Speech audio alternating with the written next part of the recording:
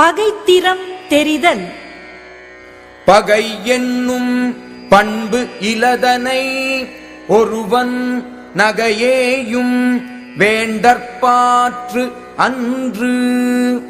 பகை என்று சொல்லப்படும் பண்பு இல்லாத தீமையை ஒருவன் சிரித்து பொழுதுபோக்கும் விளையாட்டாகவும் விரும்புதலாகாது. வில் ஏர் உழவர் பகை கொளினும் கொள்ளற்க சொல் ஏர் உழவர் பகை. வில்லை ஏராக உடைய உழவராகிய வீரருடன் பகை கொண்ட போதிலும் சொல்லை ஏராக உடைய உழவராகிய அறிஞருடன் பகை கொள்ளக்கூடாது. ஏமுற்றவரினும் ஏழை தமியனாய் பல்லார் பகை கொள்பவன். தான் தனியாக இருந்து பலருடைய பகையை தேடிக் கொள்பவன் பித்து பிடித்தவரை விட அறிவு இல்லாதவனாக கருதப்படுவான்.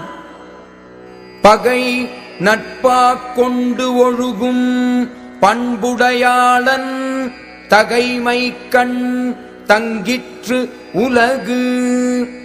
பகையையும் நட்பாகச் செய்து கொண்டு நடக்கும் பண்புடையவனது பெருந்தன்மையில் உலகம் தங்கியிருப்பதாகும்.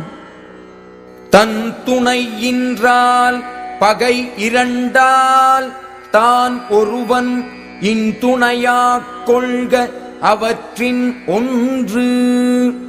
தனக்கு உதவியான துணையோ இல்லை, தனக்கு பகையோ இரண்டு, தானோ ஒருவன். இந்நிலையில் அப்பகைகளுள் ஒன்றை இனிய துணையாகக் கொள்ள வேண்டும். தேரினும் தேராவிடினும் அழிவின் கண் தேரான் பகான் விடல்.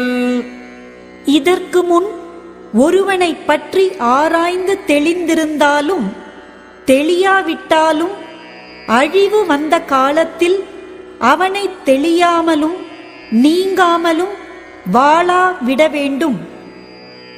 நோவர்க்க நொந்தது அறியார்க்கு மேவர்க்க மென்மை பகைவர் அகத்து. துன்புற்றதை தாமாகவே அறியாத நண்பர்க்கு துன்பத்தை சொல்லக்கூடாது. பகைவரிடத்தில் மென்மை மேற்கொள்ளக்கூடாது. வகையறிந்து தற்செய்து தற்காப்ப மாயும் பகைவர்கண் பட்ட செருக்கு. செய்யும் வகையை அறிந்து தன்னை வலிமைப்படுத்திக் கொண்டு தற்காப்பு தேடிக்கொண்டால் பகைவரிடத்தில் ஏற்பட்ட செருக்கு தானாகவே அழியும். இளைதாக முள்மரம் கொல்க களையுணர் கை கொல்லும் காழ்த்த இடத்து.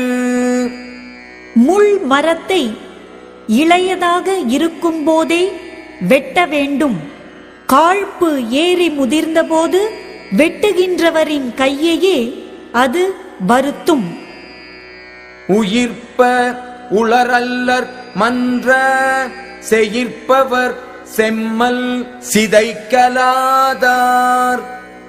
பகைத்தவருடைய தலைமையை கெடுக்க முடியாதவர் திண்ணமாக மூச்சுவிடும் அளவிற்கும் உயிரோடு வாழ்கின்றவர் அல்லர்.